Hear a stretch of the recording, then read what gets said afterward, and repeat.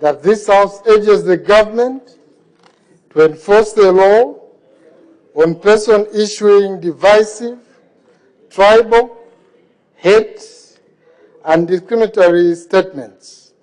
Any debate? The Honourable Member for Mazabuka Central. Thank you, Mr. Speaker. Sir, I want to express my gratitude for allowing me to move this motion. This motion that, in my own belief, is for the common good of the country and the nation at large, and that it will benefit those that are going to inherit this country, those that we are going to bequeath this country to when we are all long gone. I have dedicated this particular motion, Mr. Speaker, to the children of this country that we love so dearly. And while it may invoke a little bit of emotions, it remains a very non-controversial and, in my view, progressive motion. I therefore request that all members, including those who are saying question, do introspect and reflect on this subject matter and not consign it to business as usual, and let it appeal to your inner conscience and your heart of hearts in either agreeing to this motion or disagreeing with it. Many, Mr. Speaker, are unsettled in this country with this matter at hand, and they may be quietly dying inside. Therefore, the debate that I expect is that it will rebuild the rock that Zambia has been built upon and once upon stood on, and not continue on the trajectory of shifting sand. This motion seeks to comfort the unsettled, Mr. Speaker, but it may just unsettle those who are comfortable in driving the hate speech agenda. And at this juncture, allow me to try to bring out the points in this motion. Around the world, Mr. Speaker, there is an increase in language of exclusion and marginalization that has crept into social media coverage, normal media coverage, online platforms, and sometimes national policies.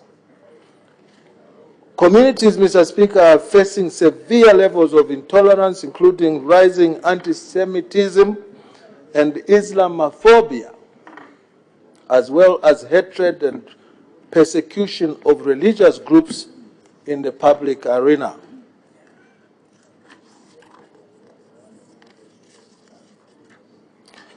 Mr. Speaker, discourse has been weaponized by and characterized by political gain, with very, very hostile rhetoric directed at minority groups.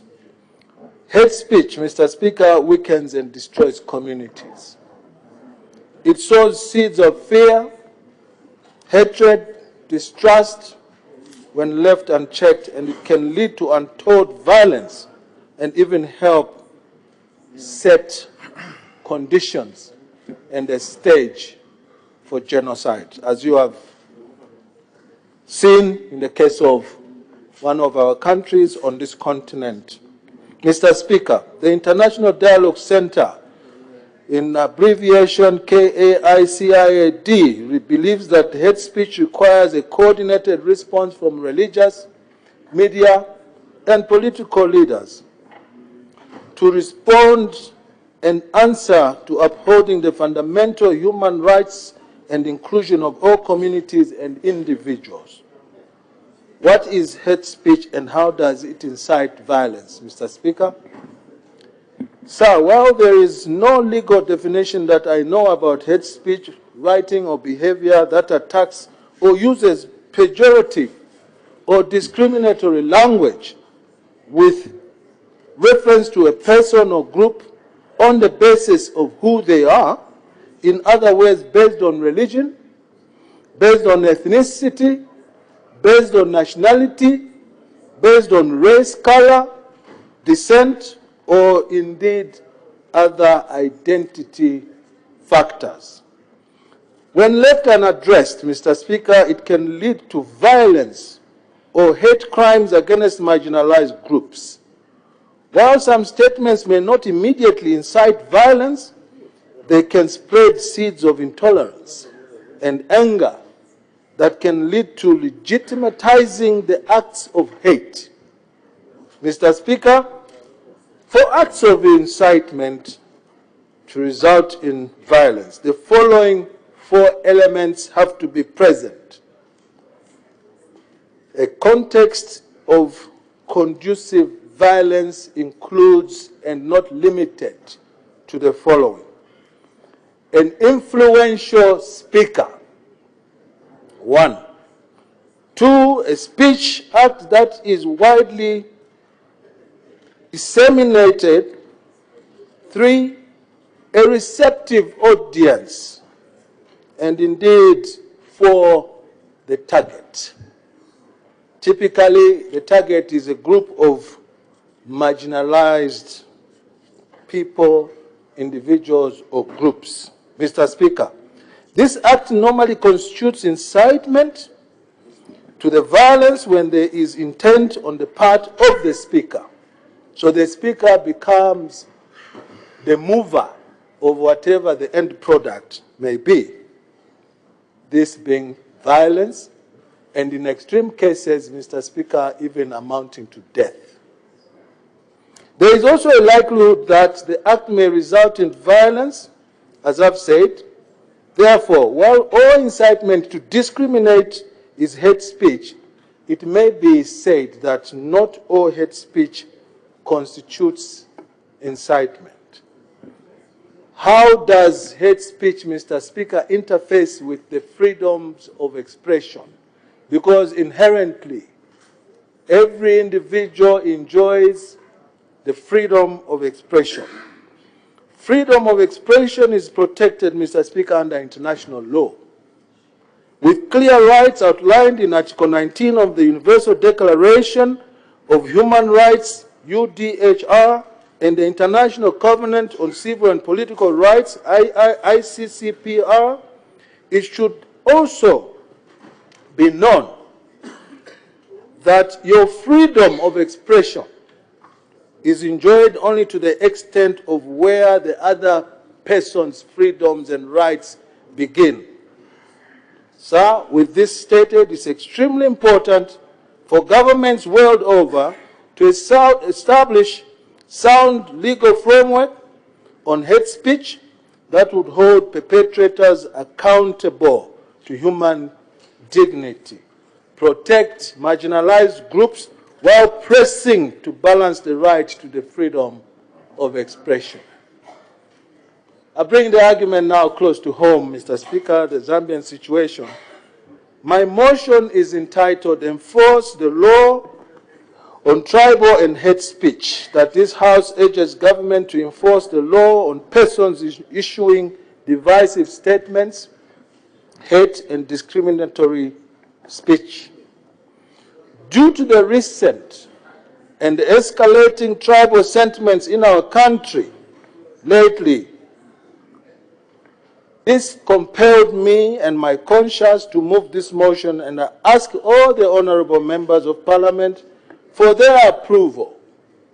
Let it be dealt with within the transparent form and in the spirit of the desire to correct what has gone wrong in this country. At this point, I believe we are all on one page that something in this country has gone wrong where this matter is concerned. The aims and objectives of my motion are multiple, Mr. Speaker, and also noble. To foster honesty, truthfulness, respect for one another, and accepting that we are very different, but then it also urges us to tightly embrace that which we have in common. And let us be bound together by it, for we cannot afford to be mute when the elephant in the room, in this case hate speech, that leads to injuring feelings, is closing in on all of us and the remaining space. I read somewhere, Mr. Speaker, in a book, that our mighty God in heaven has prepared a very special place in hell where the temperature is extremely high, where those who represent others are quiet and silent in the midst of social conflict. Social conflict which is generated by the subject at hand, hate speech, which is tearing us apart every day that passes. I also drew some inspiration to move this motion from a sister of mine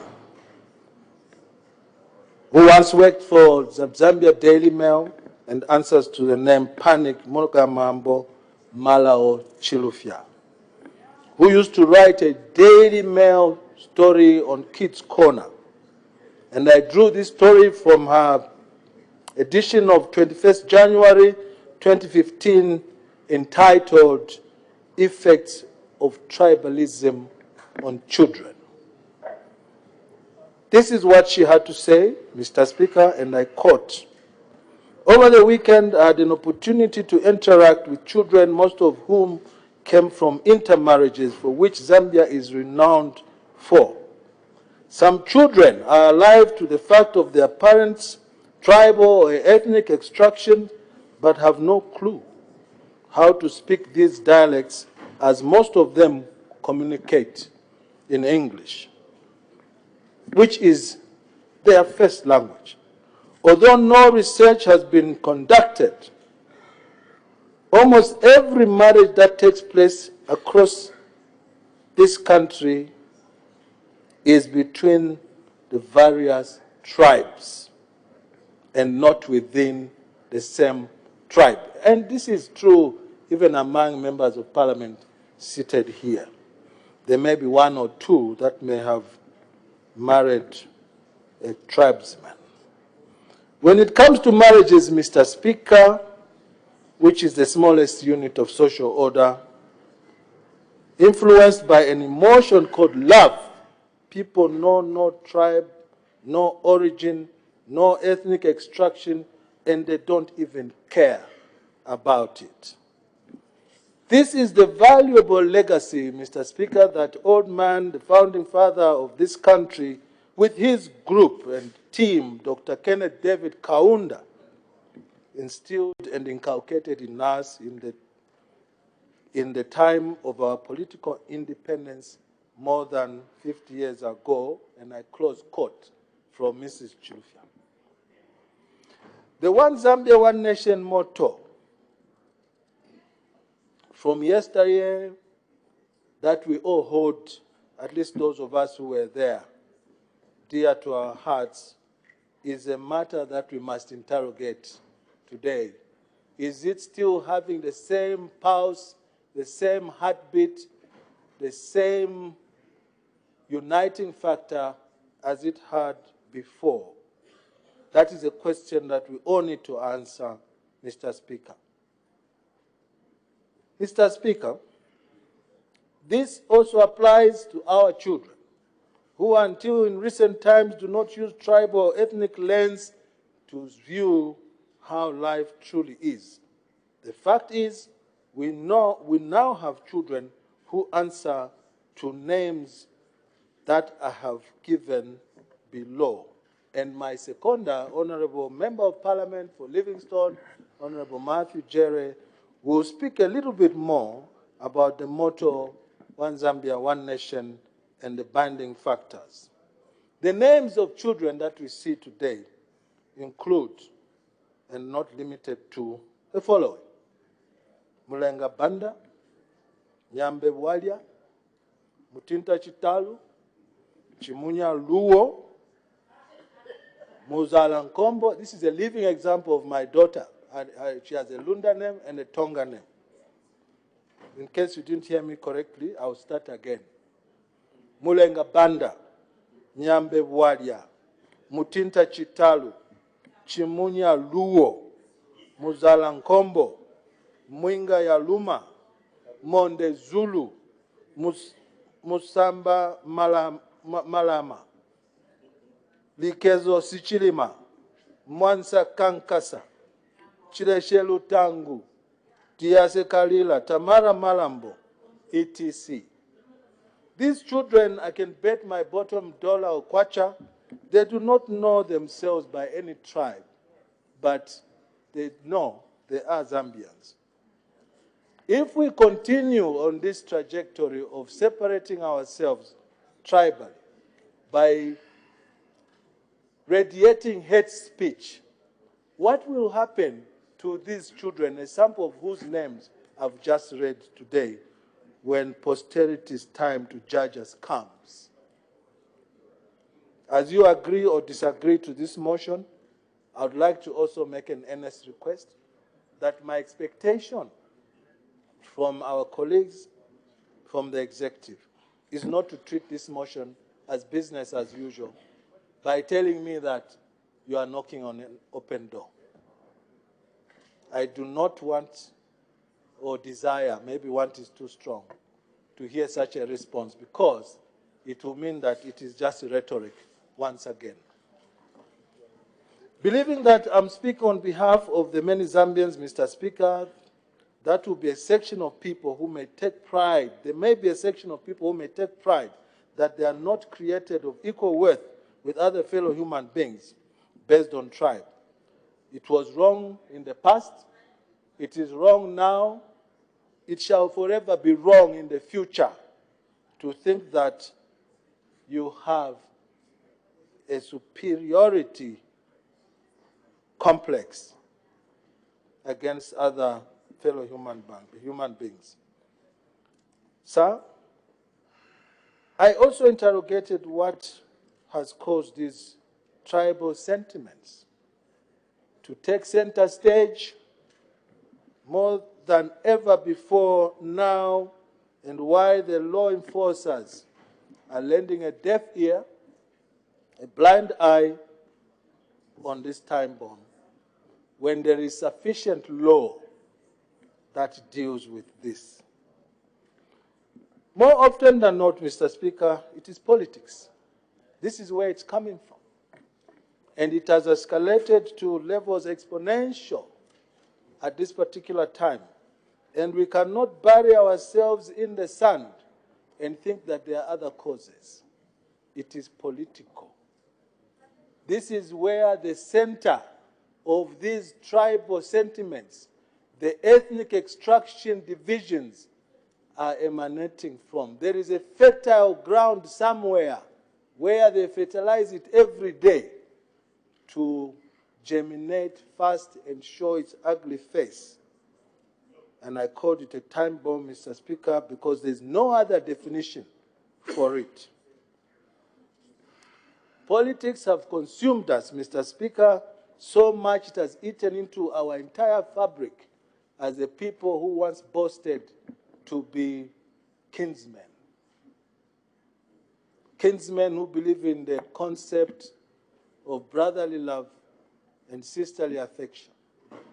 Today, because of politics, it has been cat and dog fight. Unfortunately, Mr. Speaker, it escalates even more when it comes to constitutional provisions such as by-elections. The by-elections have caused us pain in this country, and whoever does not feel the pain, I think that means that their nerve endings have become blunt. It means the nerve endings have become blunt, the emotions have become blunt, because people have begun to desensitize about seeing the sight of blood. It all began with just seeing someone bleeding from the nose, and now it's a pool of blood. And I don't think this motion could have come at a time better than this one, when we are all troubled by a force that some of us do not know, of gassing, mob psychology and killing, and sometimes poor judgment from the police, which has taken out more lives.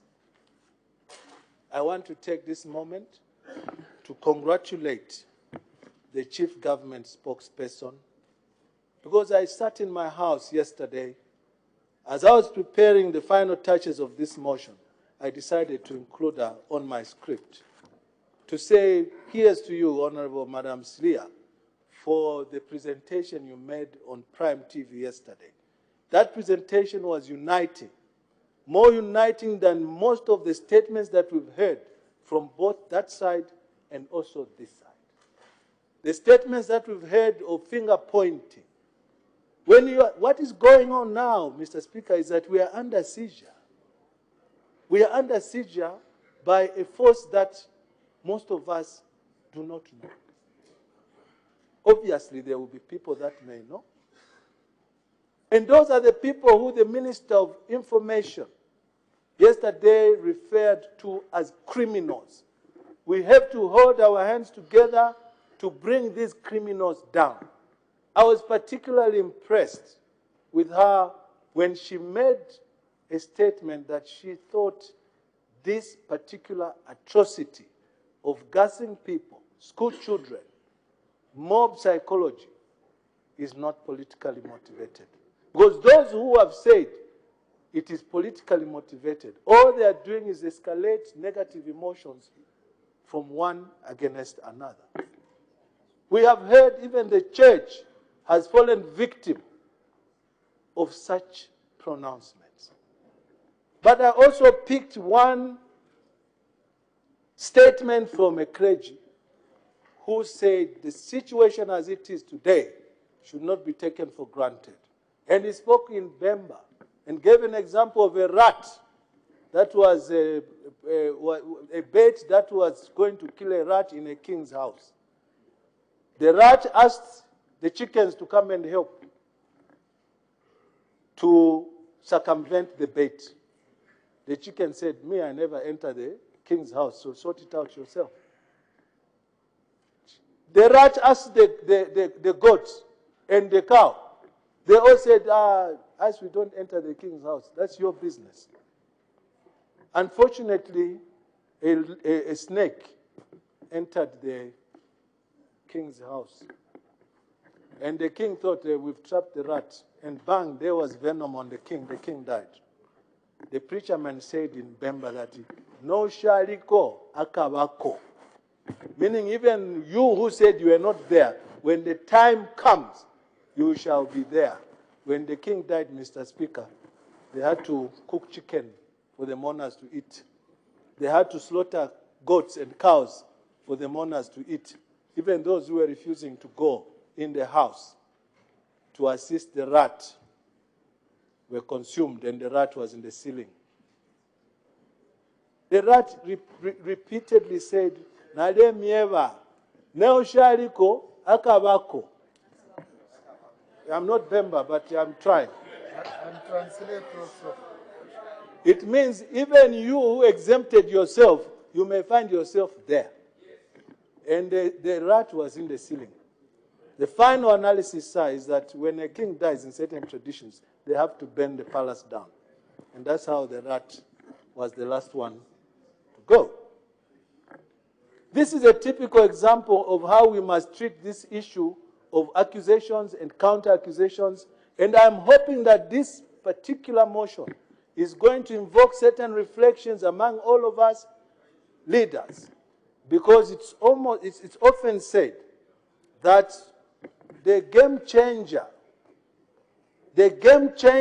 involves the fish not rotting from the head.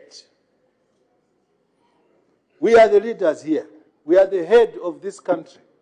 On the other side, Mr. Speaker, they are the executive. We are the legislator. We are co-governing this country, whether one likes or not. We have equal responsibility. We have equal responsibility to ensure that this country moves at a safe pace and is out of harm's way at any given time of our life. I often say that posterity is going to judge us harshly if in this crop of leadership we are going to fail to bring normalcy to this country as a result of the tongue, soft tissue. It is also often said, and please understand me, that the tongue sometimes is sharper than a sword. It can create a cleavage, a gap that is very difficult to fill. That's what a tongue can do if misused.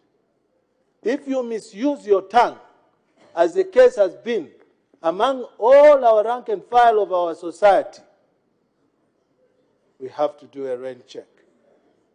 We have to do a rain check and say, how far are we from the cascading point when all hell may break loose? We don't want to reach that point. We do not want to reach that point. And I'm sure everyone shares my sentiment. Mr. said we are the culprits and perpetrators of this ingredient.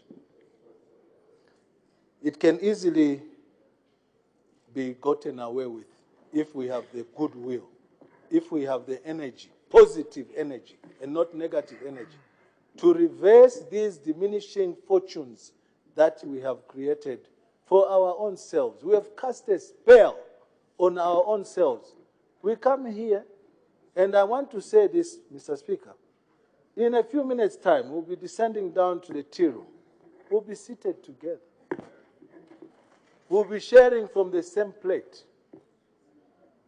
Where is the fuel, the energy? Where is it coming from that is causing our people outside to behave differently? Golden question. As you come to debate, I would like you to furnish me with the answers. It is difficult, Mr. Speaker, sometimes, if you are not all well-meaning, to reverse things that are deliberately done. Divisions that are only there for expedience. To get back to normalcy, once you cascade, once you start dropping, is as difficult as traveling on the Jericho road.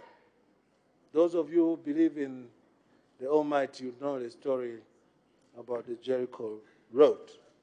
We do pour scorn on each other, consciously, willfully, knowingly, sometimes that what we are saying is totally untrue. And all it saves is one thing, to pit one group against the other. And there are many gullible people in this country. There are so many people who are gullible. Those who will believe anything Gary Nkombo says because he is my leader. Now you can imagine the confusion that reigns when 156 leaders are all singing a different song from a different hymn sheet, telling these things that are falsehoods against one another. And then you go to your house and have peaceful sleep. Just know that if we continue on this path, there's one thing that is certain. Posterity will judge us harshly. With all these things notwithstanding, I'm also a bearer of a bit of good news. Good news because in my own belief, I think all hope is not gone, because if hope was gone, I would not have been standing here to try and bring us back to the basics, to bring us back to back home, to where we belong, where we are loved, where we can call each other once again my brother, my sister, my kinsman, and not a Tonga, a Bemba, a Lozi, a Kaonde, a Lunda, a Luwale, a Namwanga, Tumbuka. And as I look at everyone, I say Honorable Ngulube is doing this because I said Tumbuka. We are all but one people, because the same blood that runs in my system is the same blood that runs in yours. I have my doubts if the amount of dislike that we often see on social platforms, on national television, the scorn that is poured at each other. If you found me in a car accident and I'm battling for a pint of blood, I don't think you would deny me that pint of blood. you definitely give it to me. Because death is the worst thing that anyone can wish for, even for their worst enemy. Mr. Speaker, again, Dr. Kenneth Kaunda did love this phrase where he continuously reminded us that man north, man south, man east, man west, we are all created in the image of God. Now, I did talk about the game changer. We can turn this situation around. And I do have a few proposals to make. If you recall, those of you who were as old as I was, Dr. Kenneth Kaunda was fond of a song called Chiende Pamozi, Mtima Umozi. He fondly liked that song. It's gone. We don't hear it anymore. The children of nowadays, you sing that song, they'll probably think now there's something going wrong with you. It had a meaning. And Dr. Kaunda is still among the living. We can honor him for having attempted to hold this country together. And by the way, ever since he left, the tribes in this country have not increased. They are still the same. You cannot say now we are overburdened because mitundu fula, miho weaga hula, that the tribes have increased. They are still 72 plus or minus. I was saying there's a lot we can do. Dr. Kaunda planted the seed. Those who came after the great man, Dr. Kaunda, they watered the seed. Those that came after those, they pruned the weeds of this seed called love for one another. Those who came after, they fertilized the tree. Some came and sat in the shade. We are the ones sitting in the shade now. What work and hard work that those who left before us, such as old man Scotta Winner, old man the late Arthur Winner, may his soul rest in peace, old man Franklin Malao, may his soul rest in peace, Kapasa Makasa, and all those great people like Liso Mungoni, who have gone before us. They planted the seed. We are sitting in the shade, Mr. Speaker, and with axes, we are cutting the roots of this particular tree so that the children who are going to come after us will not even sit in the shade. Our anticipation, our fervent anticipation is that we would like to see the children that are coming after us to enjoy the fruit of this same tree. And so I believe that up to this point, we are on the same page. The role that we can play as I come to the end of my presentation in countering and preventing hate speech as a solution. As a solution.